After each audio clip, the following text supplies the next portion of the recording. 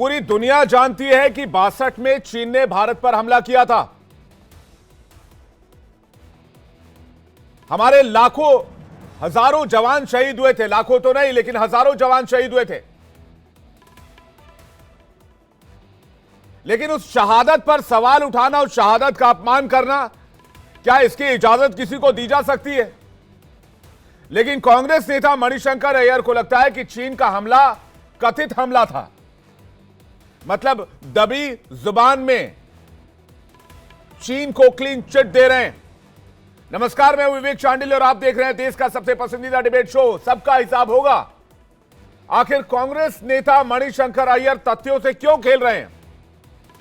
शब्दों के जाल में उलझाकर चीन को क्यों क्लीन चिट दे रहे हैं? यह सवाल इसलिए उठ रहे हैं क्योंकि मणिशंकर अय्यर ने चीनी हमले को कथित हमला बताया।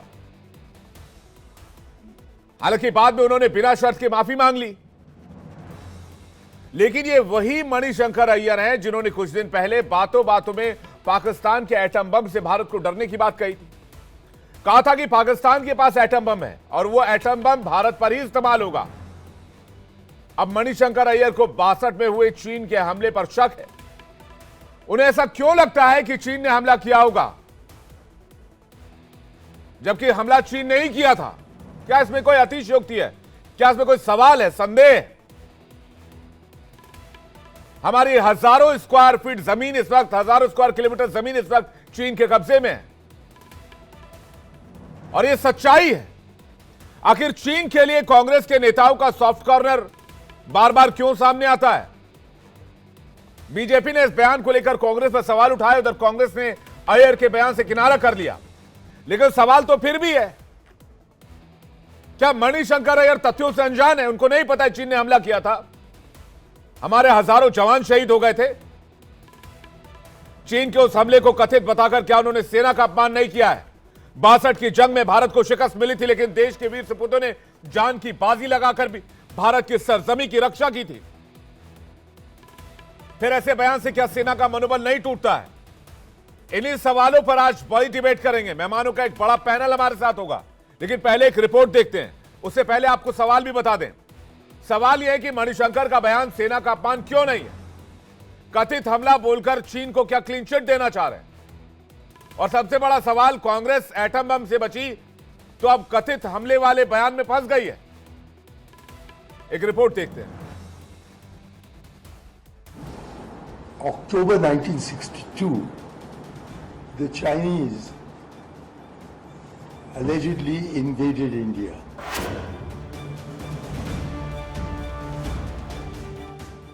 मणिशंकर अय्यर जनाब कांग्रेस के सीनियर लीडर हैं। यूपीए सरकार में कई अहम मंत्रालयों का जिम्मा संभाल चुके हैं, लेकिन अपने बयानों के जरिए समय समय पर कांग्रेस की फजीहत करवाते रहते हैं।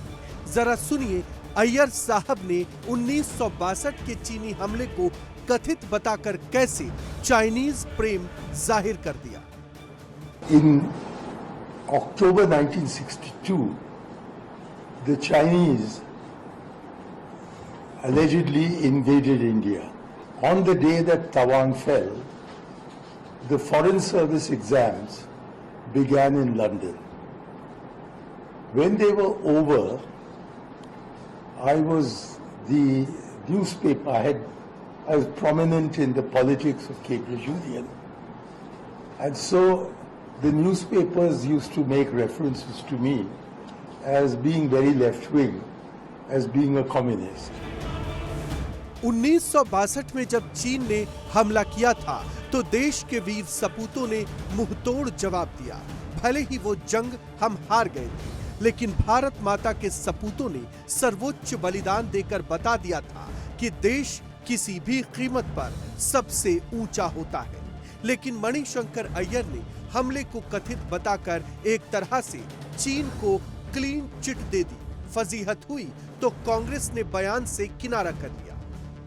19 अप्रैल से निवर्तमान प्रधानमंत्री बौखलाए हुए हैं, घबराए हुए हैं और हमारे सारे घोषणा पत्र को, चुनाव प्रचार को, बयानों को एक सांप्रदायिक रंग देने का उन्होंने खूब प्रयास किया।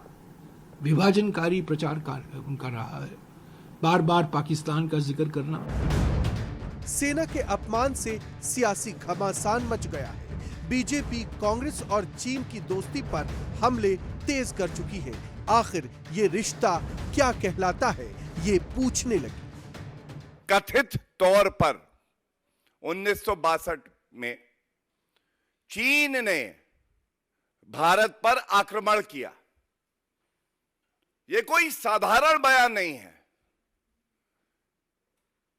यह कोई बयान केवल चुनाव को देखते हुए या अपना चीन प्रेम जाहिर करने के लिए नहीं है। यह तो चोट है भारत की अखंडता पर। यह अपमान है हर उस सैनिक का जिसने तिरंगे के लिए शहादत दी, अपनी जान कुर्बान कर दी। देखो, ये कुछ नहीं है। डायनेस्टी के डंपर में डिप्रेशन के बम्पर्स हैं ये सब, और डायनेस्टी के डंपर में इस तरह के डिप्रेशन के बम्पर समय समय में उछल कूद करते रहते हैं, बकवास बहादुरी और बयान बहादुरी करते हैं। लेकिन ये कोई आश्चर्य वाली बात नहीं, क्योंकि कांग्रेस की ये आदत है, ये कांग्रेस के जो फ्रीलांसर्स हैं उनकी आदत है कि कांग्रेस कहेगी उनसे कि तुम चोरी करो और दूसरों से कहेगी जागते रहो। ये वही मणिशंकर अय्यर हैं जिनका पाकिस्तान प्रेम कुछ दिन पहले ही सामने आया था, जब उन्होंने पाकिस्तान के नाम पर हिंदुस्तान को कुछ यूं डराया था। कोई भी पागल वहां आ जाए तो क्या होगा देश का? उनके एटम बॉम्ब है। हाँ, ये भी है। हाँ, हमारे पास है, लेकिन किसी पागल ने हमारे बम को लाहौर स्टेशन में फूटा तो 8 सेकंड के 8 पल के अंदर उसकी जो रेडियो एक्टिविटी है वो अमृतसर पहुंचेगी। कांग्रेस अपने सबसे बुरे दौर से गुजर रही है। ये वो दौर है जब उनके कई नेता साथ छोड़ चुके हैं। पार्टी वजूद की लड़ाई लड़ रही है। ऐसे में मणिशंकर अय्यर जैसे सीनियर नेताओं के बयान से फजीहत अलग। क्या चीन के हमले को कथित बताकर मणिशंकर अय्यर ने सेना का अपमान किया है, या फिर किसी के इशारे पर मणिशंकर अय्यर रह रहकर चीन और पाकिस्तान प्रेम जाहिर करते रहते हैं? इन्हीं सवालों के साथ आज सबका हिसाब होगा। एसएन सिंह प्रवक्ता बीजेपी हमारे साथ जुड़ गए हैं। प्रोफेसर आर के मिश्रा प्रवक्ता कांग्रेस पार्टी हमारे साथ जुड़ गए। रिटायर्ड कर्नल टीपी त्यागी हमारे साथ जुड़ गए, रक्षा विशेषज्ञ। इसके अलावा अकुश श्रीवास्तव हमारे साथ जुड़ गए हैं, संपादक नवोदय टाइम्स। प्रेम कुमार वरिष्ठ पत्रकार हमारे साथ जुड़ गए और रामकृपाल सिंह वरिष्ठ पत्रकार हमारे साथ जुड़ गए। आप सभी मेहमानों का बहुत स्वागत करते हैं। सबसे पहले प्रोफेसर आर के मिश्रा आपके पास आना चाह रहे हैं। मणिशंकर अय्यर आप लोगों को बार बार बीच चुनाव में इस तरह के घाव क्यों दे रहे हैं? कांग्रेस पार्टी ने इससे किनारा कर लिया, लेकिन मणिशंकर अय्यर को लेकर कांग्रेस पार्टी कुछ नहीं कह रही है। इससे पहले भी उन्होंने एटम बम वाला बयान दिया था। ऐसा लगता है वो आप लोगों के लिए एटम बम बनते जा रहे हैं। आर के मिश्रा जी, विवेक जी, पहली बात तो आपने भी कहा, उस कार्यक्रम में भी मणिशंकर अय्यर जी ने अपनी बात ठीक कर दी थी। वो वर्ड उन्होंने उसी समय करेक्ट कर लिया था और उसके लिए माफी मांग ली थी। दूसरी बात कि कांग्रेस पार्टी ने भी आधिकारिक रूप से बताया है कि इस तरह के बयानों से पार्टी का लेना देना नहीं है। जी देखिए, एक बात समझिए कि ये अच्छा है कि आप लोग हमारे इस तरह की बात, जहां स्लिप ऑफ टंग किसी का भी हो, जिसके लिए वो उसी कार्यक्रम में माफी मांग लेता हो, उसको ठीक कर लेता हो, उस पर भी डिबेट करते हैं। लेकिन भारत के विदेश मंत्री जो जिनका बयान आधिकारिक बयान माना जाता है, उन्होंने क्या कहा था? उन्होंने ये कहा था कि हम चीन से लड़ नहीं सकते क्योंकि वह बड़ी अर्थव्यवस्था है। इस पर कहीं मीडिया में कोई चर्चा नहीं दिखी, इस पर कोई डिबेट नहीं हुआ। दूसरी बात आप देखिए कि गलवान घाटी में 20 सैनिक शहीद हो गए और गलवान घाटी के बाद उसी साल जून 2020 की बात मैं बता रहा हूं, 19 जून को माननीय प्रधानमंत्री जी ने क्लीन चिट दे दी। उन्होंने कहा ना कोई घुसा है और ना ही कोई घुस आया है। तो क्या प्रधानमंत्री जी को भारत की 140 करोड़ जनता से माफी नहीं मांगनी चाहिए? लेकिन उस पर मीडिया भी मौन रहता है और इस पर सवाल नहीं उठाता। दूसरी बात आपको मैं बताता हूं कि लेह के सुपरिटेंडेंट ऑफ पुलिस ने एक पेपर प्रेजेंट किया। इसमें उन्होंने बताया कि 65 में से 27 ऐसे पॉइंट हैं जिस पर भारत पेट्रोलिंग नहीं कर पा रहा है, यानी उस पर चीन ने अधिकार कर लिया। और लगभग 2000 स्क्वायर किलोमीटर का जो क्षेत्र है उस पर चीन बैठा हुआ है, उसको हथिया लिया। इसकी चर्चा आप लोग नहीं करेंगे, उस पर कोई डिबेट नहीं करेंगे। जबकि वास्तव में यह है कि कभी चीन को लाल आंख दिखाने का दावा करने वाली भारतीय जनता पार्टी और उसके नेता अहमदाबाद में उसी शी जिनपिंग के साथ झूला झूलते हैं। तो वास्तविकता तो यह है कि कहने के लिए 56 इंच का सीना हो, लेकिन जब चीन की बात आती है तो वो 6 इंच का सीना सिकुड़ होकर हो जाता है। तो मैं ये कह रहा हूं कि इस तरह की अभी हाल में आपने देखा होगा ना कि अरुणाचल प्रदेश के 3 स्थानों के नाम चीन ने बदल दिए। भारत सरकार क्यों खामोश रही? ये तो बड़े 56 इंच के सीने वाले थे, जाके कुछ करते, लेकिन उस पर खामोश रहेंगे, भीगी बिल्ली बन जाएंगे। लेकिन इन चीजों की चर्चा मीडिया में आप लोग नहीं करते। मीडिया में अगर कांग्रेस के नेताओं का कोई स्लिप ऑफ टंग हो, जिसके लिए उसी कार्यक्रम में वो माफी मांगते हो, उसको ठीक कर लेते हो, तो उस पर आप लोग डिबेट करते हैं। तो इस तरह का मुझे लगता है दोहरा रवैया आप लोगों को भी छोड़ना चाहिए, और सत्ताधारी दल के तरफ से जो ये सारी बातें मैंने गिनाई, इन पर आपको सवाल पूछना चाहिए। बहुत बहुत शुक्रिया आर.के. मिश्रा जी, आपने हमारा मार्गदर्शन किया, आगे भी मार्गदर्शन करते रहे। लेकिन आप लोग मीडिया पर तो बोलते रहते हैं, मैं इस पर कोई टिप्पणी नहीं करूंगा। इस पर जवाब देने से बात आगे बढ़ेगी और डिबेट भी डिरेल होगी, इसलिए मैं इस पर नहीं जा रहा हूं। मैं रामकृपाल जी के पास जा रहा हूं। लेकिन आपने जो अहम पॉइंट्स गिनाए, आपने जो 15 और 16 जो पेट्रोलिंग पॉइंट की बात किया, फिर किसी नंबर से पेट्रोलिंग पॉइंट की बात की, उस पर गलवान के रिएक्शन पर, इंडियन आर्मी के एक्शन पर क्या क्या हुआ है, मैं टीपी त्यागी जी से एक बार जल्दी से जवाब ले लेता हूं। टीपी त्यागी जी, जो बात आर.के. मिश्रा जी कह रहे हैं, ऑथेंटिसिटी यहां पर सिर्फ आपके पास है कि हमारी आर्मी ने क्या एक्शन लिया, क्या किस तरह से उसको काउंटर किया गया, पेट्रोलिंग पॉइंट पर कहां पर चीन घुस आया है? कांग्रेस पार्टी लगातार कह रही है कि चीन घुस आया है, प्रधानमंत्री कह रहे हैं ना कोई घुसा था ना कोई घुसा है। इस पर एक बार स्थिति थोड़ी स्पष्ट होनी चाहिए, फिर मैं बाकी मेहमानों के साथ डिबेट आगे ले चलूंगा। टीपी त्यागी जी, बात यह है कि चीन घुसा था मगर अब नहीं घुसा। चीन ने हिंदुस्तान की जमीन पर कब्जा किया था मगर अब नहीं किया। अब जो ये 65 पॉइंट्स बताते हैं, ये कॉन्टेस्टेड पॉइंट्स है।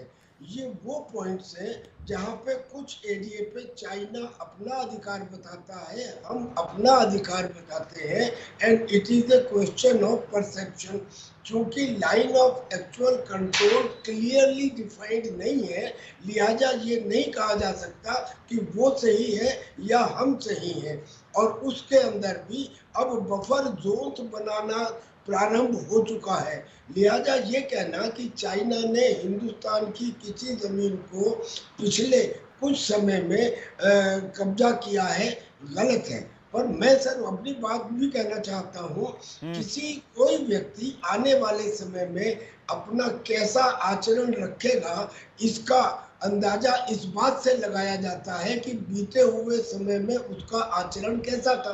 अब तो मणिशंकर जी ने ये कहा कि ये कथित है। कथित का मतलब क्या होता है? कथित का मतलब होता है कि ये सच नहीं है मगर आरोप लगाया गया है कि चीन ने अटैक किया। वो कह रहे हैं कि ये आरोप लगाया गया है। चलिए चीन का मान लें, वो पाकिस्तान को बोलते हैं कि पाकिस्तान एक डेमोक्रेटिक कंट्री है, हमें उसकी इज्जत करनी चाहिए।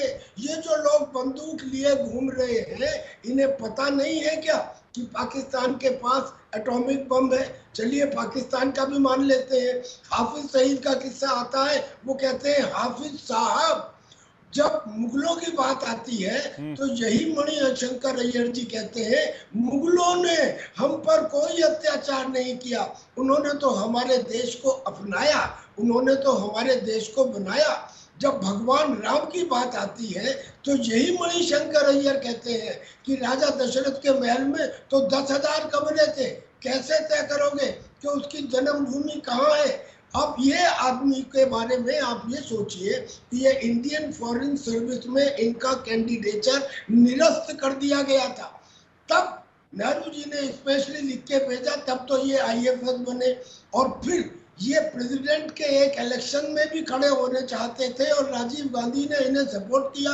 लिहाजा अगर ये कहने लगे कि मैंने गलती की माफी मांग ली और कांग्रेस ये कहने लगे कि ये उनका निजी बयान है, इसको हम कैसे मान सकते हैं? मेरा सवाल ये है सर कि मैं एक सिपाही हूँ, और एक सिपाही जो है, आज का एक सिपाही जो है वो 1947 का कम पढ़ा लिखा सिपाही नहीं है।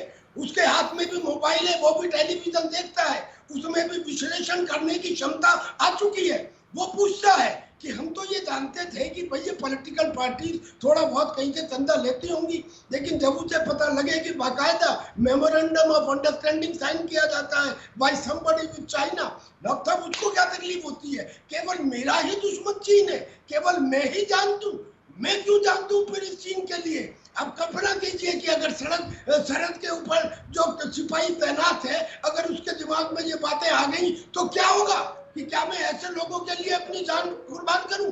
इसके ऊपर जितने इतने इंपॉर्टेंट यहाँ पे पैनलिस्ट बैठे हैं, ये विचार करें और उस सिपाही के बारे में सोचें। आज हिंदुस्तान में केवल एक इंडियन आर्मी बची है जिसमें कर्तव्य निष्ठा है, अनुशासन है, ईमानदारी है। अगर आपने इसको भी भड़का दिया तो फिर आप पॉलिटिक्स करते रहना। Over to you. Thank you TP Tyagi ji. एक देश के लिए सबसे ऊपर देश के लिए जान न्यौछावर करने वाले लोग माने जाने चाहिए। इस देश की सेना और ये देश दोनों सर्वोपरि है और दोनों के लिए सम्मान भी सर्वोपरि है। मैं रामकृपाल जी के पास आ रहा हूं। रामकृपाल जी, बार बार इस तरह की ये बयान, और आर के मिश्रा जी कह रहे थे कि भाई आप लोग जो है वो दूसरे मुद्दों पर चर्चा नहीं करते। जब वो विदेश मंत्री एस जयशंकर कहते हैं कि भाई चाइना हमसे आज की डेट में काफी ज्यादा बड़ी आर्थिक ताकत है, तब उनका विरोध नहीं होता। ऐसे टॉपिक मीडिया में डिबेट के लिए नहीं लाए जाते। लेकिन जब मणिशंकर अय्यर गलती से कोई बयान दे देते हैं, स्लिप ऑफ टंग बताया आर के मिश्रा जी ने, शायद आपने सुना होगा, तो उसको मुद्दा बनाकर उसको डिबेट उस पर किया जाता है, खास कांग्रेस को घेरने के लिए, कांग्रेस पर सवाल उठाने के लिए, जो कि ठीक नहीं है, जायज नहीं है। रामकृपाल जी। ये तो मिश्रा जी ही बताएंगे कि क्यों जायज नहीं है।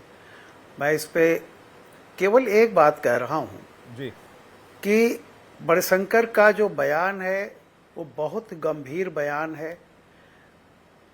1962 में से लेकर उस समय से और बहुत बाद तक कांग्रेस की सरकार रही है। नेहरू जी प्रधानमंत्री थे। जो कांग्रेस सरकार ने, उस समय की सरकार ने देशवासियों को जो बताया, देशवासियों ने भरोसा किया है। सरकार ही थी और सरकार की पॉलिसी अब तक तो यही रही है कि चीन ने हम पर हमला किया था और बहुत सारी हमारी जमीन उन्होंने हड़प ली है। हम भी बच्चे थे उस समय और सब कुछ उस समय से। अगर कांग्रेस का ही कोई एक वरिष्ठ व्यक्ति ये कह रहा है, उसको तथाकथित कह रहा है, तो इस बयान से इसको स्लिप ऑफ टंग नहीं माना जा सकता। इस बयान पर कांग्रेस को ये सफाई देनी पड़ेगी कि उसी की सरकार थी और आज तक जनता को जो भी बताया गया, जो भी सुनाया गया, वो क्या सच है या मणिशंकर सच है, क्या बात है, ये बात देश के सामने लानी होगी। और मैं अभी त्यागी जी बहुत कुछ कह के गए हैं, बिल्कुल सही है, मैं उसको बात को दोबारा रिपीट नहीं करना चाहता।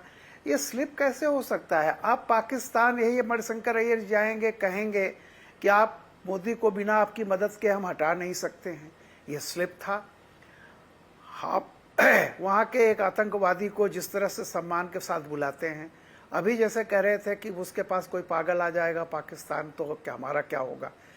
भाई क्या आप कहना चाहते हैं? भारतवर्ष जो जिस जगह पे है, अभी कोई सज्जन ये कह रहे थे कि मणिशंकर के ये हमारे विदेश मंत्री के बयान को, अरे भैया वो तो एक फैक्चुअल बयान है कि आर्थिक हैसियत में जैसे हम कह रहे हैं कि हम तीसरी अर्थव्यवस्था बनने जा रहे हैं, तो जाहिर सी बात है कि हम तीसरी बन जाएंगे तो अमेरिका और चाइना दो हमसे ऊपर रहेंगे।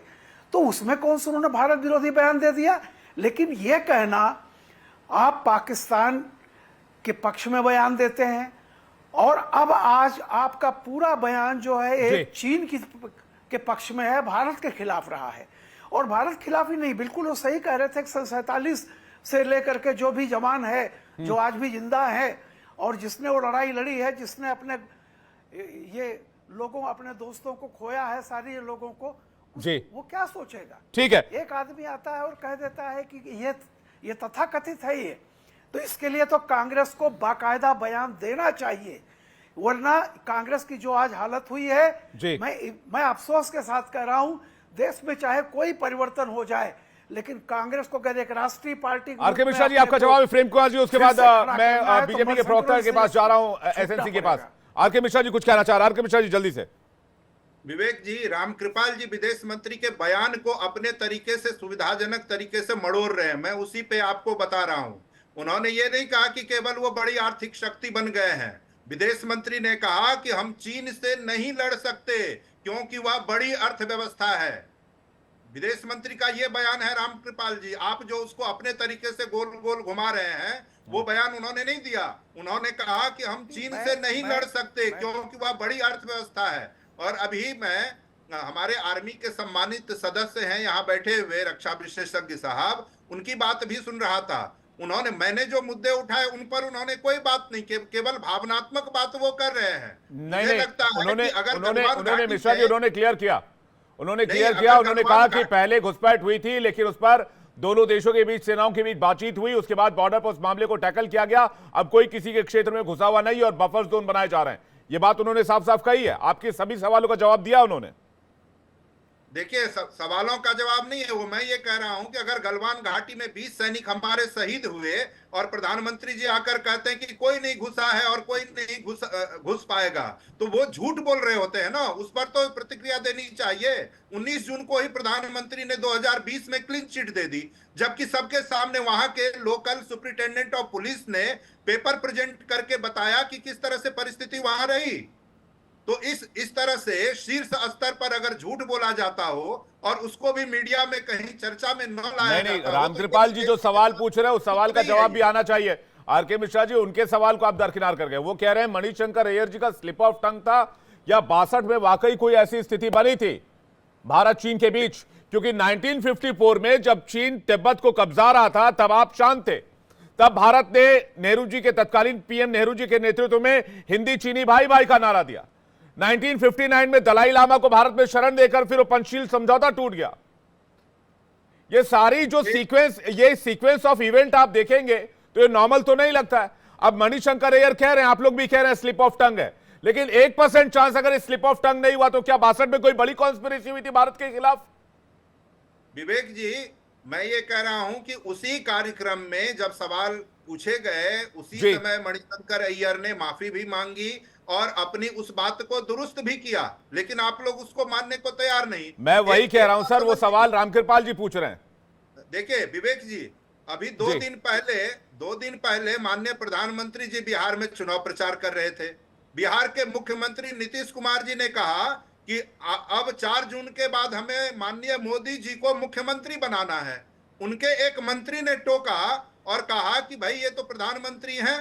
तो उन्होंने कहा प्रधानमंत्री तो अभी है ना, इनको मुख्यमंत्री बनाना है। तो क्या आप मान लेंगे कि नरेंद्र मोदी जी को नीतीश कुमार जी सच में गुजरात का मुख्यमंत्री बनाना चाहते हैं? नहीं, मैं ये सवाल पूछ रहा हूं, क्या 62 में कोई बड़ी कॉन्स्पिरेसी हुई जो स्लिप ऑफ टंग हो गया, या फिर ये स्लिप ऑफ टंग के तौर पर ही देखा जाए? आरके मिश्रा जी, वो सवाल रामकृपाल जी पूछ रहे हैं, मैं थोड़ी ना पूछ रहा हूं, आप उनको जवाब दीजिए। विवेक जी, एक बात समझ लीजिए, इस देश की विदेश नीति की आधारशिला पंडित नेहरू ने रखी। चाहे गुटनिरपेक्ष आंदोलन हो, पंचशील हो, तमाम तरह की चीजें पंडित नेहरू की देन है। आज रामकृपाल जी जैसे लोग उसको अगर इनकार करते हैं तो ये उनकी बात हो सकती है। अच्छा, अक्कू जी, सोच, ठीक है, आप कह रहे हैं विदेश नीति की आधारशिला ही नेहरू जी ने रखी। मैं आ रहा हूं रामकृपाल जी, 1 मिनट रामकृपाल जी मैं आ रहा हूं। अक्कू जी, अच्छा आप बोल लीजिए 10 सेकंड जल्दी से, कुछ आप रिप्लाई करना चाह रहे हैं। मैं केवल ये कह रहा हूं, मैं नेहरू जी क्या ही सम्मान की बात कर रहा हूं कि नेहरू जी उस समय थे और नेहरू जी ने ही चीन को आक्रमणकारी बताया। जो कुछ भी हुआ इस देश में, मैं कह रहा हूं आज तक, सन 62 से लेकर के आज तक इस देश की जनता ये मान रही है कि चीन ने हमला किया था। हालांकि कुछ ताकतें तभी से ये भ्रम फैलाने की कोशिश करती हैं कि हमला भारत ने किया था, और ऐसे नाजुक मुद्दे पर यह कहना कि स्लिप ऑफ टंग है, ये मैं नहीं मान सकता है। स्लिप ऑफ ठीक है, मैं अक्कू जी के पास जा रहा हूं। अक्कू जी जानबूझ करके ये एलएस कह रहे हैं। ठीक है, मैं अक्कू जी के पास जा रहा हूं, उसके बाद एसएन सिंह जी आपके पास आ रहा हूं। अक्कू जी, सवाल इस बात को लेकर है, जो बात कथित कही जा रही है और जिस विदेश नीति का जिक्र अभी आरके मिश्रा जी ने किया, अगर पन्ने पलटे जाएंगे तो जितने विवाद और जितने प्रॉब्लम उस समय को लेकर बॉर्डर पर हुए, उसके बाद से नहीं देखे गए।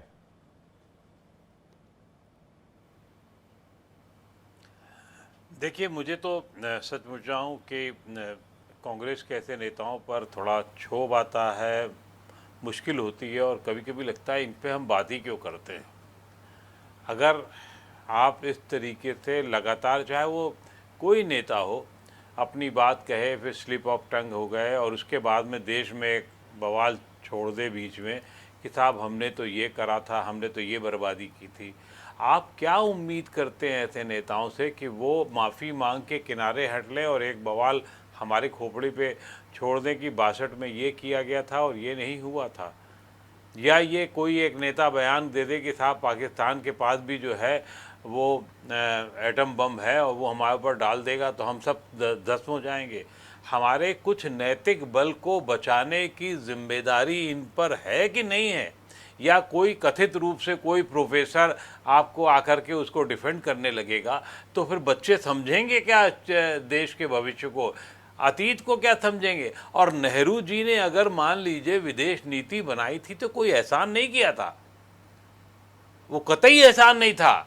Nehru ji was paid for that. Paid for that का मतलब ये हुआ कि वो उनकी जिम्मेदारी थी, उनका काम था। अगर आज का विदेश मंत्री ये कह रहा है कि ये वास्तविकता है तो ये उसकी जिम्मेदारी है, ये किसी एक का कोई वो नहीं है।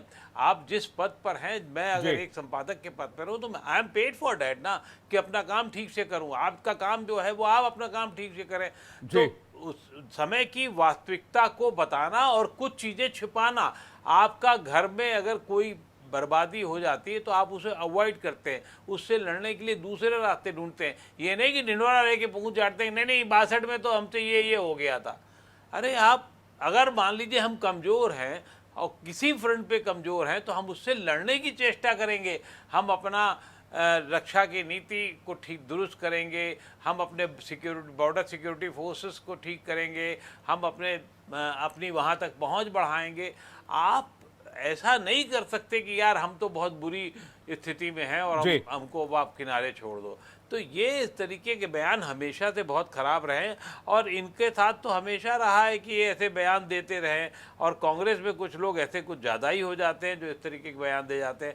बयान बहुतों से निकलते हैं, ऐसा नहीं कि और दलों के राजनेताओं से या नेताओं से नहीं निकलते, लेकिन देश की छवि पर खास तौर से सेना को लेकर के अगर आप बयान देते हैं तो वो बहुत हम लोगों के वो मैटर करता है और पीपल को भी कनेक्ट करता है। मैं हरके मिश्रा जी, आप कुछ कहना चाह रहे हैं मुझे पता है, लेकिन मैं सारे गेस्ट का रुख कर लूं। एसएन सिंह जी काफी देर से वेट कर रहे हैं। प्रेम कुमार जी, क्या वाकई तिल को ताड़ बनाया जा रहा है या वाकई जो जरूरी सवाल है वो पूछे जा रहे हैं? अगर मणिशंकर अय्यर जैसा कोई सीजन्ड पॉलिटिशियन ये कह रहा है कि एलिजली चाइना ने हमला किया था। देखिए विवेक जी, मणिशंकर अय्यर जी जो भी बयान दे रहे हैं उसको डिफेंड करना कोई नहीं चाहता और न कोई डिफेंड कर सकता है। लेकिन एक बात है कि वो जो बात कह रहे हैं और तुरंत अगर उसी प्रोग्राम में कह रहे हैं स्लिप ऑफ टंग है जी, तो हम उसको मानने के लिए तैयार नहीं है। ये भी एक जिद है कि हम नहीं मानेंगे मणिशंकर अय्यर जो स्लिप ऑफ टंग बोल रहे हैं। हम ये कहते हैं कि अगर ऐसी ही स्थिति किसी गैर कांग्रेसी भाजपाई नेता के मुंह से होती है तब क्या मुद्दा बनता है? नहीं बनता है। कांग्रेस के नेता ने कुछ बोला नहीं कि टीवी में डिबेट सज जाती है, लेकिन बीजेपी के नेता यही बात बोले और उसमें वो बड़ा उदाहरण है जब प्रधानमंत्री जी ने कहा था कि न कोई घुसा है न कोई घुसा हुआ है। सोचिए वो बयान अगर राहुल गांधी ने दे दिया होता तो छोड़ता कोई टीवी चैनल? क्या कोई छोड़ता? लेकिन आज सब लोग सपोर्ट पे खड़े हो जाते। प्रेम कुमार जी, आप कह रहे गलवान पे डिबेट ही नहीं हुई। मैंने ऐसा कहा क्या? आप कह रहे गलवान, आप कह रहे प्रधानमंत्री के बयान पर, गलवान के मुद्दे पर हर रोज डिबेट हुई थी। जब ये मैटर सामने आया था तो मुझे खुद याद है कि लंबे समय तक इस मैटर को लेकर डिबेट चल रही थी, लेकिन आप कह रहे हैं कि तिल को ताड़ बनाया जा रहा है। अगर बीजेपी नेता ने ऐसा बयान दिया होता तो शायद कहीं डिबेट नहीं हो रही होती। हम कह रहे हैं कि न कोई घर में घुसा है न घुसा हुआ है। और ये भी एक ऐसे समय में जबकि घटना घटी थी और उसके बाद से ऐसा लगा जैसे हमारे शहीदों ने तो बेकार का कोई काम कर लिया, कोई आया ही नहीं था चाइनीज लोग, क्यों झूठ मूठ का जान दे दी, शहादत दे दी। शहादत का अपमान था वो बयान, आज हमेशा रहेगा। लेकिन उसको डिफेंड करने के लिए सब तैयार रहते हैं। कर्नल टीपी त्यागी जी उस पर नहीं बोलेंगे, उस पर कभी मैं- मैं आप- पहले आप बोले कर्नल- थे ना, आप आज कर्नल बोलेंगे। टीपी त्यागी पर भी ये- सवाल ये उठाइएगा। समझ वाह, लीजिए। ये देश की सेना पर सवाल नहीं है। सवाल क्यों नहीं उठाएंगे हम? नहीं सवाल मैं ये उठाता सेना पर हूं, सवाल आपके नहीं है, ऊपर। इसको क्लियर कीजिए। हमारे सवाल- देश की सेना अरे को सवाल- क्लियर मुझे सवाल- बोलने दीजिए, फिर उनको भी मौका दीजिएगा प्लीज। मैंने सुन लिया उनको आपकी भी बात। दीजिएगा मौका। हमारे आप- देश की सेना का रिप्रेजेंटेशन करने जी। के लिए टीवी चैनल पर सेना अधिकार ही नहीं देता कि टीवी चैनल पर अरे भाई, कोई सेना अपनी- का कोई कोई अपनी राय representation तो रख सकता है, नहीं देता। representation की बात यही आप तो होती है। वर्दी छोड़ के आइए टीवी पर, आम नागरिक की नहीं, तरफ वर्दी छोड़कर नहीं आए हैं, जो रिटायर्ड होकर आए हैं। वर्दी छोड़कर कोई नहीं आता। प्रेम कुमार जी, मैं आ रहा हूं आपके पास। मैं टीपी त्यागी जी का जवाब दूंगा। एसएल सिंह जी कुछ कहना चाह रहे हैं, एक एक करके। एसएल सिंह जी कुछ कहना चाह रहे हैं, टीपी त्यागी जी मैं आ रहा हूं उसका जवाब लेने के लिए आपके पास। एसएल सिंह जी, आप लोग तिल का ताड़ बना रहे हैं, बीजेपी के नेता ऐसा बयान दे तो कहीं कोई हंगामा नहीं होगा, मीडिया में डिबेट नहीं होगी। चलिए, आपके साथ साथ हम भी सवालों के घेरे में, मुझे लगता है आपको इसका जवाब देना चाहिए। बीजेपी के नेता कह दें कि कृष्ण भगवान जगन्नाथ जी मोदी के भक्त हैं, तो इस पर कोई सवाल नहीं उठाता, लेकिन ये खबर हम चलाते हैं। संबित पात्रा ने माफी मांगी, लेकिन उस पर कोई बहस नहीं होता। ये प्रेम कुमार जी और आरके मिश्रा जी का आरोप है, इस पर थोड़ा सा जवाब दीजिए सर। देखिए, अब सवाल पूरा हो गया आपका, मैं जवाब दे दूंगा एक एक करके। देखिए, मैं न मिश्रा जी को आज के डिबेट से भागने दूंगा और न प्रेम कुमार जी को आज के डिबेट से भागने दूंगा। जब डोकलाम पे डिबेट हुई थी तो निश्चित तौर पे इन्होंने सवाल उठाया था और उस पे सेना से जो रिटायर्ड थे वो भी विशेषज्ञ के तौर पे जवाब दिए थे, और भारतीय जनता पार्टी के प्रवक्ता के तौर पे मैं और भारतीय जनता पार्टी के जितने प्रवक्ता वरिष्ठ रहे होंगे वो सबने जवाब दिया। लेकिन आज एक बात हो रही है कि बार बार मणिशंकर अय्यर क्यों ऐसा बयान देते हैं, पाकिस्तान में जाकर ये कहते हैं, क्या वो स्लिप ऑफ टंग माना जाए कि पाकिस्तान और भारत की मैत्री तभी हो पाएगी जब मोदी जी को हटा दिया जाएगा? क्या ये भारत का आंतरिक मामला जाकर पाकिस्तान में आप उठाएंगे, अपने दुश्मन देशों के साथ जाकर कहेंगे? क्या ऐसा नहीं होता कि हमारे सेना के मनोबल को नीचा दिखाने के लिए आप कहें कि नहीं, पाकिस्तान से झुक के रहना चाहिए, पाकिस्तान से डर के रहना चाहिए, पाकिस्तान के पास परमाणु बम है? क्या प्रेम जी इतना ज्यादा अपने आप को इस तरह से दिखाना चाहेंगे कि अगर कोई भी मणिशंकर अय्यर बयान देते हैं तो उनके बचाव में खड़े हो जाएंगे? ये राजनीतिक विशेषज्ञ हैं कि मणिशंकर अय्यर के प्रवक्ता होंगे? ये आज क्लियर करना पड़ेगा। और मिश्रा जी, जिन जिन विषयों को आपने पूछा उन सभी विषयों पर भारत के सभी मुझे बोलने दीजिए, उसके बाद फिर उनको मौका दीजिएगा जी। एक सेकंड, उनका पूरा, प्रेम कुमार जी उनका पूरा होने दीजिए, उनका पूरा होने दीजिए। एसएल सिंह जी, प्रेम कुमार जी को एक सिंगल विंडो लेकर, अरे आप नोट कर लीजिए ना, मैं आ रहा हूं आपके पास, ज्यादा समय नहीं लूंगा। मैं आ रहा हूं आपके पास, एक सेकंड वेट कीजिए। एसएल सिंह जी, आपको बताना चाहिए, आप देखिए, नेहरू जी ने जो चीन के पक्ष में संयुक्त राष्ट्र सुरक्षा परिषद में अस्थायी सदस्यता की बात हुई, तब भी वो पंचशील सिद्धांत को लागू कर दिए। आप भारत के पक्ष में क्यों नहीं खड़े हुए? प्रेम जी, क्यों नहीं जस्टिफाई करते हैं कि संयुक्त राष्ट्र सुरक्षा परिषद की अस्थायी सदस्यता भारत को मिल रही थी? क्यों चीन के पक्ष में नेहरू जी खड़े हुए? आज 38,000 वर्ग किलोमीटर जमीन वो किसके नाते गई है? अगर नेहरू जी की उपलब्धि आप बता रहे हैं तो नेहरू जी की बुराई भी करिए कि आज 38,000 वर्ग किलोमीटर भारत की जमीन, नेहरू जी की नहीं, प्रेम जी की जमीन नहीं, मिश्रा जी की जमीन नहीं, वो गई। हमारे 2000 सैनिक मारे गए, हमारे 4000 सैनिक बंदी बनाए गए, लगभग 1600-2000 सैनिक जख्मी हुए। आज सभी को तो आप इस तरह से पर्दा डालकर और ऐसी बात कहेंगे तो कौन नहीं पूछेगा? तीसरी बात मैं कहूंगा, जब ये डोकलाम का और चीजों का मुद्दा चल रहा था, उस समय आदरणीय राहुल गांधी जी, आपके प्रिय राहुल गांधी जी, चीनी जो राजनयिक थे उनके साथ तो चाउमीन खा रहे थे। आपको तो भारत के साथ रहना चाहिए। चौथी बात, वही चीनी राजीव गांधी फाउंडेशन को चीन ने जो पैसा दिया है, जो उधार में वो बढ़ रहा है, क्या उसके बदले में आप ऐसी बात कर रहे हैं? नहीं, आपको भारत के साथ होना चाहिए। ठीक है, मैं प्रेम जी, ठीक है, प्रेम कुमार जी को मैंने पहले ही कहा, प्रेम कुमार जी, एसएल सिंह, जो मेरी बात अब सुनते नहीं ना ये लोग, मैं क्या करूं? प्रेम कुमार जी, मैं कह रहा हूं एसएल सिंह जी, प्रेम कुमार जी को एक स्क्रीन पर लेकर आइए। मोनोलॉग करने देंगे? प्रेम को ऐसे नहीं चलेगा ना। नहीं, कोई मोनोलॉग नहीं हो रहा है। प्रेम कुमार जी, आप बहुत गुस्सा करते हैं आजकल, आपका रिएक्शन दीजिए। मोनोलॉग हो रहा है, मुझे बोलने नहीं दिया गया, बीच में आपने हमसे छीन लिया बात। उसके लिए कोई मोनोलॉग नहीं हो रहा सर, आप ही दिख रहे हैं स्क्रीन पर और कोई दिख ही नहीं रहा है। बोलिए आपका जवाब प्रेम कुमार जी। अरे प्रेम जी, मैं 30 सेकंड बोला, सबसे पहले क्या प्रेम जी घबराए हुए हैं कि वो इधर उधर की बात मत कीजिए। मैंने पहले ही कहा कि मणिशंकर अय्यर के बयान का बचाव हम नहीं कर सकते, ये पहले ही कहा। लेकिन मैंने ये भी कहा कि मणिशंकर अय्यर अगर कांग्रेस के नहीं होते, भारतीय जनता पार्टी के होते, तब ये डिबेट नहीं सजती, ये मैंने कहा। उसके बाद दूसरी बात, अब बोलते रहिएगा तो मैं चुप हो जाऊंगा। सिंह साहब चुप रहिए प्लीज। क्यों आपके दो एक एक करके प्रेम कुमार जी एक एक करके। सिंह जी मैं आ रहा हूं, सिंह जी मैं दोबारा आ रहा हूं आपके पास। प्रेम कुमार जी का जवाब आने दिए। प्रेम कुमार जी लेकिन ये इसके आगे प्रेम कुमार जी एक एक करके। ऐसे सिंह जी प्रेम कुमार जी को लेकर आए। प्रेम कुमार जी रामकृपाल जी ऐसे सिंह जी थोड़ा सा वेट कीजिएगा, आ रहा हूं दोबारा आपके पास। भारत और चीन के संबंध, सबसे बड़ी बात जो भारत और चीन के संबंध में हुई है वो 2003 की घटना है। 2003 में से पहले तक भारत की सीमा और चीन की सीमा एक दूसरे से मिलती नहीं थी। तिब्बत जो है, तिब्बत को अटल बिहारी वाजपेयी जी ने मान लिया कि चीन का अंग है। इससे पहले तक हम दावा करते थे, लेकिन वाजपेयी सरकार ने तिब्बत को चीन का हिस्सा मान लिया। इसके बाद से वो सीधे हमारे बॉर्डर पर प्रेम कुमार जी और मुझे साथ में लेकर आइए। आप समझ लीजिए, इससे बड़ा गुनाह नहीं हुआ इस देश में। इस देश का गुनाह मैं आपको बताता हूँ प्रेम कुमार जी, सुनिए मेरी क्योंकि बात। भारतीय जनता पार्टी के प्रधानमंत्री थे अटल बिहारी वाजपेयी जी। अटल बिहारी वाजपेयी जी बीजेपी के प्रधानमंत्री थे। 1954 में आप मुझे एक बात बताइए, 1954 आपका थोड़ा जनरल नॉलेज थोड़ा वीक लग रहा है।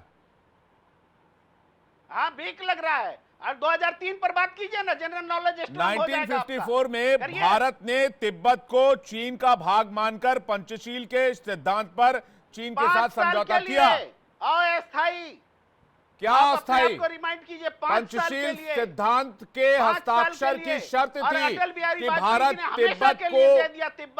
तिब्बत को चीन का इलाका मानेगा। कैसी बातें कर रहे हैं सर आप?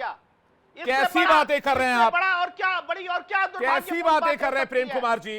1954 में कुव्वत होता उस समय की सरकार में तो तिब्बत को बोलते कि तिब्बत चीन का हिस्सा नहीं मानते। 54 में ही अगर तिब्बत ले लिए थे, 54 में ही अगर तिब्बत, उसके बाद हिंदी चीनी भाई क्या हुआ? 1959 में हिंदी चीनी भाई फिर 62 में लड़ाई। 2003 में आप बेवजह बहस कर रहे हैं विवेक जी। मैं बेवजह बहस कर रहा हूं। क्या हुआ? तिब्बत दिया गया कि नहीं दिया गया चीन को? हमने अपना दावा खत्म किया कि नहीं किया? नहीं तो 54 में क्या हुआ था? किसी भी नहीं तो 54 की बात बताइए ना। 2003 पहले आता है, 54 पहले आता है, या आपका साल उल्टा चलता है? पूछिए 54 पहले या 2003 पहले आया? लेकिन नहीं करेंगे सर। 54 पहले आया, 2003 पहले आया। आप अटल जी की सरकार को याद करें, लेकिन 54 के कारनामे पर आप कुछ नहीं बोलेंगे। कुछ काम धंधा नहीं रह गया है, इससे चुनाव नहीं जीत जाएगी बीजेपी। मैं चुनाव जिताने के लिए किसी को बैठा भी नहीं हूं, लेकिन सच्चाई बदल नहीं सकती है। सच्चाई रहेगी। आप इतिहास में जाकर इतिहास चेंज नहीं कर देंगे। आप 2003 पर चुप हैं, ये सब मैं 1954 की पहले बात करूं, 2003 की बात करूं। आपने तिब्बत क्यों दे दिया 1954 में? पंचशील सिद्धांत पर समझौता करने के लिए चाइना को अगर दे दिया गया था 2003 में, क्या हुआ सो बताइए आप। 1954 में अगर चाइना चीन को दे दिया गया तो 2003 में क्या हुआ आप बताइए। भाई साहब प्रेम कुमार जी, पंचशील सिद्धांत का आधार ही, शर्त ही यही था कि तिब्बत को चीन का भाग भारत मानेगा, तभी दोनों देशों ने हस्ताक्षर किया था। और 1959 में 5 साल के बाद ही चीन ने समझौते को तोड़ दिया, जब दलाई लामा को यहाँ पर प्रश्रय दिया गया भारत में। मैं रामकृपाल जी के पास जा रहा हूँ, ठीक है? मैं देखिए अब आप अपनी बात करते रहेंगे। मैं रामकृपाल जी के पास जा रहा हूँ, उसके बाद टीपी त्यागी जी आपके पास आ रहा हूँ। रामकृपाल जी, इतिहास की बातों को चेंज नहीं किया जा सकता। बात मणिशंकर अय्यर की है तो भाई अब क्या करें? मीडिया भी तो ऐसा हो गया कि हर सवाल मीडिया पर ही आएगा और हर सवाल एंकर पर ही आएगा कि भाई आपने उस पर डिबेट नहीं किया तो इस पर डिबेट क्यों कर रहे हैं? रामकृपाल जी, जो बात तिब्बत को लेकर की जा रही है और जो बात प्रेम कुमार जी कह रहे हैं, 1950 मैंने बोला 54 पहले या 2003 पहले? आपने तो दावा 54 में ही छोड़ दिया था। देखिए, ये सबको मालूम है कि अतीत में क्या क्या हुआ है, लेकिन एक बात मैं कह रहा हूं कि मौजूदा सवाल जब चुभने लगे, उसका जवाब न मिले तो अतीत की खोल में चले जाइए। अतीत की ये एक पलायन का बड़ा आसान तरीका होता है कि इतिहास में बहस करने लगिए। आज का मौजूद विषय सीधी सीधी बात है कि ये स्लिप ऑफ टंग है क्या? नहीं हो सकता।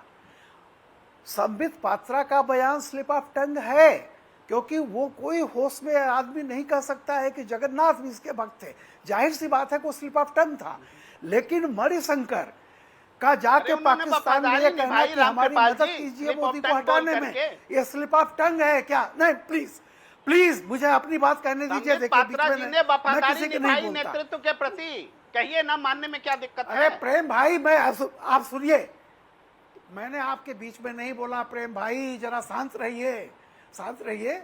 आपको लग रहा है कि हमें प्रेम से हटा लीजिए विवेक जी, बेवजह मुझे प्रेम में मत रखिए, हटा दीजिए प्लीज। लेकिन शांत रहिए। नहीं, आप सुन लीजिए, मुझे प्रेम में मत रखिए प्लीज। अरे भैया, आपको संबोधित करें तो आप ही फ्रेम में रखेंगे, किसको फ्रेम में रखें? आपको वो जवाब दे रहे हैं, आपको रिएक्ट कर रहे हैं, तो आपको रखेंगे फ्रेम में। अब आप हमारा पीसीआर भी संभाल लीजिए। नहीं, अब आप हमारा पीसीआर भी संभाल लीजिए, प्रेम कुमार जी, प्रेम से आकर। अब हम वो तो डिसाइड पीसीआर करता है, हम तो, मैं थोड़ी डिसाइड करता हूँ। विवेक जी, मेरा रामकृपाल जी का जवाब पूरा होने दीजिए। मेरा सिंपल सवाल यह है कि मणिशंकर ने जो कहा वो स्लिप ऑफ टंग नहीं है जी, वो बहुत सोची समझी इस तरह की चीजें हैं जिसको वो बिल्कुल छोड़ते हैं। जब उन्होंने पाकिस्तान पे कहा वो स्लिप ऑफ टंग नहीं था। एक आईएफएस आदमी जो इतनी सीनियर हो और जो लगातार इस तरह की चीजें करता रहा हो, जिसके एक बयान पे इतना बवाल होता हो, वो कहे कि ये चलिए हमने मान लिया। और कम से कम मैं तो सिर्फ ये कह रहा हूँ कि जो भी वो घटना थी, जिस घटना का वो जिक्र कर रहे हैं, उस पर कोई भी चीज कांग्रेस सरकार की, तब की पार्टी जो भी थी वो सरकार थी, उस पर जनता ने भरोसा किया है।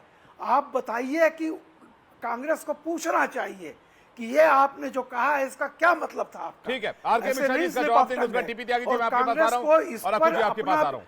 आरके मिश्रा जी, साफ करना चाहिए विचार जी। आरके मिश्रा जी, प्रेम जी जो बात कर रहे थे, जिस पर सबने मिलकर उनको चुप करा दिया। नहीं, किसी ने चुप नहीं कराया। आरके मिश्रा जी, किसी ने किसी को यहाँ चुप नहीं कराया। नहीं,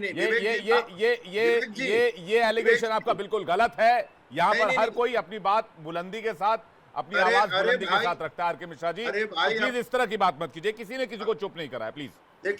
देखिए, ये पब्लिक डोमेन में चीज है ना कि भारत और चीन के बीच जो 2003 में समझौता हुआ, उसी में तो तिब्बत उनको दिया गया है, उसी में माना गया है कि तिब्बत चीन का हिस्सा, इसको कौन डिनाई कर सकते हैं? और उनके तो ये भी बता दिए 54 में क्या हुआ था, नहीं 54 में क्या समझौता हुआ था, वो भी बता दीजिए।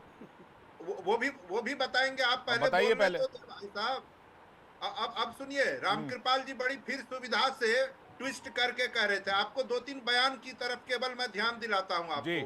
माननीय प्रधानमंत्री जी ने एक इंटरव्यू दिया 10 दिन पहले, उसमें उन्होंने कहा कि अगर मैं हिंदू मुसलमान करूं तो मैं प्रधानमंत्री पद पर बैठने के योग्य नहीं रहूंगा। और उसी दिन शाम को मुंबई गए और रैली में कहा कि अगर कांग्रेस की सरकार बन गई तो 15% बजट मुसलमानों के लिए कर देंगे। और उसके बाद लगातार फिर वो हिंदू मुसलमान करने लगे। इस पर ये लोग कोई बात नहीं करेंगे, इस पर कुछ नहीं कहेंगे, क्योंकि मोदी जी की बात है, भाजपा की बात है, उस पर मुंह खोलने में इन लोगों को भय लगता है। दूसरी बात, एक बात समझ लीजिए, अभी जो वित्त मंत्री हैं उनके पतिदेव जो प्रकांड अर्थशास्त्री भी हैं, पी प्रभाकर, उन्होंने कहा कि इलेक्टोरल बॉन्ड भारत ही नहीं दुनिया का सबसे बड़ा आर्थिक घोटाला है। उस पर ये लोग कोई बात नहीं करेंगे। संबित पात्रा की बयान को जिन्होंने अहंकार में यहां तक कह दिया कि भगवान जगन्नाथ ही मोदी के भक्त हैं, उसको ये स्लिप ऑफ टंग मान लेंगे क्योंकि वो भाजपा नेता का बयान है। अरे मोदी जी का तो फेवरेट डेस्टिनेशन पाकिस्तान रहा है, उनको तो न्योते की जरूरत भी नहीं रही है। वो तो शॉल, साड़ी और मलिहाबादी आम लेकर नवाज शरीफ के घर पहुंच जाते हैं। आईएसआई को भारत में बुलाया उन्होंने, और आईएसआई को बुलाया भारत में जांच करने के लिए।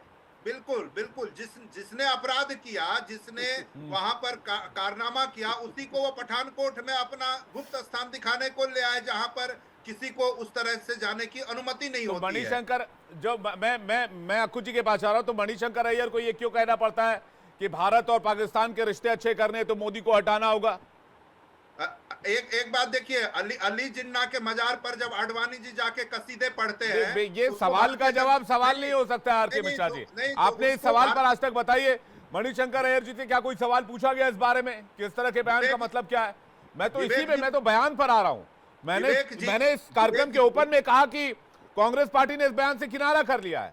मणिशंकर अय्यर ने भी माफी मांग ली है, लेकिन सारे वरिष्ठ पत्रकार ये कह रहे हैं कि क्या 62 के पीछे भी कोई कॉन्स्पिरेसी थी? एलिजिडली क्यों कह रहे हैं वो? विवेक जी, मैं यही कह रहा हूं कि आडवाणी जी जाके वहां जिन्ना के मजार पर कसीदे पढ़ते हैं और आप उनको भारत रत्न दे देते हैं, उस पर तो आप लोग कभी चर्चा नहीं करते, सवाल नहीं उठाते। लेकिन जिस व्यक्ति ने अपने कहे गए वक्तव्य ठीक के है, 2 अक्कू जी के पास आ रहा हूं, उसका टीपी त्यागी जी आपके पास आ रहा हूं। अक्कू जी कुछ कहना चाह रहे हैं? जता दिया हो, उसको तिल का ताड़ बनाने में लगे रहते हैं। जी जी अक्कू जी, एक बात समझ लीजिए कि ये सारा काम जो प्रपंच चल रहा है ना, ये इसलिए चल टीपी रहा त्यागी जी है के पास आ रहा हूं, पहले कुछ कहना चाह रहा हूं, उसके बाद आपके भाजपा आपके पास आ रहा हूं। टीपी त्यागी जी को स्क्रीन पर लेकर आइए। टीपी त्यागी जी, पहले तो मैं आपको ये बताना चाहता हूँ कि slip of tongue is intentional. देश काल पात्र के हिसाब से चीजों को तय किया जाता है। श्रीमान ये जो प्रेम, क्या नाम है, प्रेम कुमार जी जो भी हैं, जो किसी के प्रवक्ता लग रहे हो, जो भी लग रहे हो, ये कहते हैं आईएसआई को बुला लिया। देखिए यहाँ पे हर पैनलिस्ट मेरे से ज्यादा पढ़ा लिखा है, लेकिन मेरी बात को सुनना।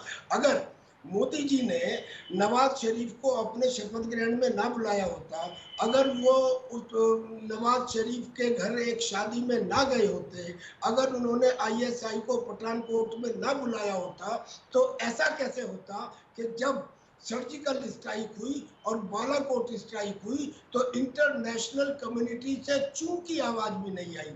कारण ये था कि ये बता दिया गया कि we have done our best, number 1। Number 2, ये जो कह रहे हैं कि साहब 1954 में क्या हुआ और साहब 2003 में बताइए। अरे भाई साहब प्रेम कुमार जी, अगर किसी आदमी को तुम अपने घर में घुसा दो और उसके बाद में दूसरे पे इल्जाम लगाओ कि तुमने उसे बाहर क्यों नहीं निकाला, अरे पहला सवाल ये उठता है कि घर में घुसाया कैसे? 5 साल के लिए था मगर उसको घुसाया कैसे? और फिर तीसरी बात ये कि इनमें से किसी आदमी को, खासतौर पे प्रेम जी को, जिन्हें 1 घंटे का भी तजुर्बा नहीं है कि ऑपरेशनल एरिया के ग्राउंड बंकर में जब हो रही हो आर्टिलरी शेलिंग तो कैसे रहा जाता है, सेना के ऊपर सवाल उठाते हैं। मुझे ये बताइए, इतना बड़ा हिंदुस्तान छोटे से पाकिस्तान से 1948 में कैसे पीओके दे दिया? पीओके ना दिया होता तो फिर वो जो शमशान, क्या नाम, जो वैली है वहाँ की, जो पाकिस्तान ने चाइना को दे दी, वो उनके पास कैसे जाती? अगर नहीं जाती तो फिर चाइना वहाँ पे रोड कैसे कंस्ट्रक्शन करता? यानी कि ये काम हमारी कमजोरी की वजह से उस समय हुआ। और अब क्या डोकलाम में, क्या गलवान में, क्या तवांग में, तीनों जगह जहां जहां चाइना ने घुसने की कोशिश की उसका बराबर जवाब दिया गया और गलवान में भी उन्हें आगे बढ़ने से रोक दिया गया। ये शहादत इसीलिए तो हुई थी। अब ये कहते हैं बॉर्डर एरिया में कि साहब चीन घुसाया है, इन्हें अपनी सेना के ऊपर यकीन नहीं होता। अरे जिस सेना की वजह से तुम जिंदा हो आज, प्रेम कुमार जैसे आदमी ये जो ऊटपटांग बात करते हैं, ये सर समझ नहीं आती। मैं एक वीर चक्र प्राप्त सिपाही हूँ और जिसने अपनी जान गंवाई है वो जानता है इस बात को।